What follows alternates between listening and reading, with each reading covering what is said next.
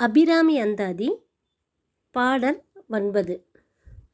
கருத்தன எந்தைதன் கண்ணன வண்ணக் கனகவெற்பின் பெருத்தன பால் அழும் பிள்ளைக்கு நல்கின பேர் அருள்கூர் திருத்தன பாரமும் ஆரமும் செங்கைச் சிலையும் அம்பும் முருத்தன மூரலும் நீயும் அம்மே வந்து என்முன் நிற்கவே.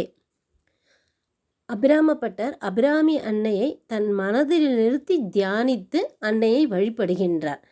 அந்த அன்னை எப்படிப்பட்டவள் என்றால், அந்த அபிராமி அன்னையானவள் என் தந்தை எந்தைதன், அதாவது என் தந்தை சிவபெருமானின் மனதிலும் அவருடைய கண்ணாகவும் திகழ்பவள் அந்த அபிராமி அன்னை. அதைதான் கருத்தன எந்தைதன் கண்ணன, எந்தைதன் நம் தந்தையான சிவபெருமானின் கண்ணாகவும் அவருடைய கருத்திலும் நிறைந்திருப்பவள் அத்தகைய அந்த அபிராமி அன்னை வண்ண கனகவெற்பின் பெருத்தன பாலழும் பிள்ளைக்கு நல்கின.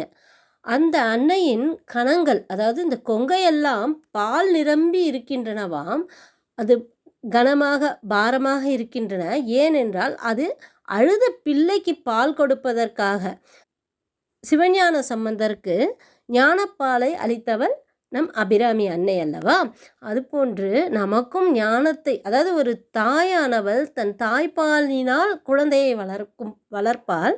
அதைப்போல் நம்முடைய அபிராமி அன்னை நமக்கு ஞானத்தை அருள்பாலிப்பவள். பேர் அருள்கூர் திருத்தன பாரமும் ஆரமும் செங்கைச் சிலையும். இந்த அபிராமி அன்னை தன்னுடைய அந்த கனபாரங்களினால் நமக்கு ஞானத்தையும் வழங்குகின்றார்.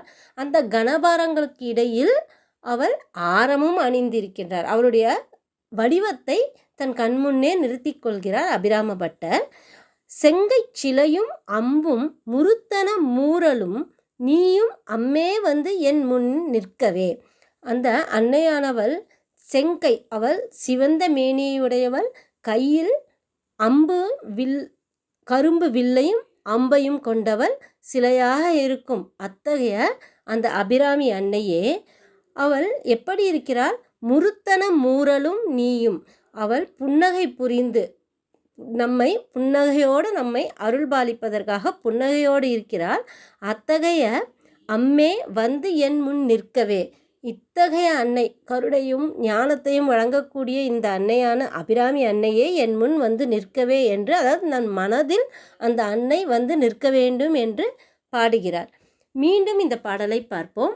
கருத்தன எந்தைதன் கண்ணன வண்ணக் கனகவெற்பின் பெருத்தன பாலழும் பிள்ளைக்கு நல்கின பேர் அருள்கூர் திருத்தன பாரமும் ஆரமும் செங்கைச் சிலையும் அம்பும் முருத்தன மூரலும் நீயும் அம்மே வந்து என் முன் நிற்கவே.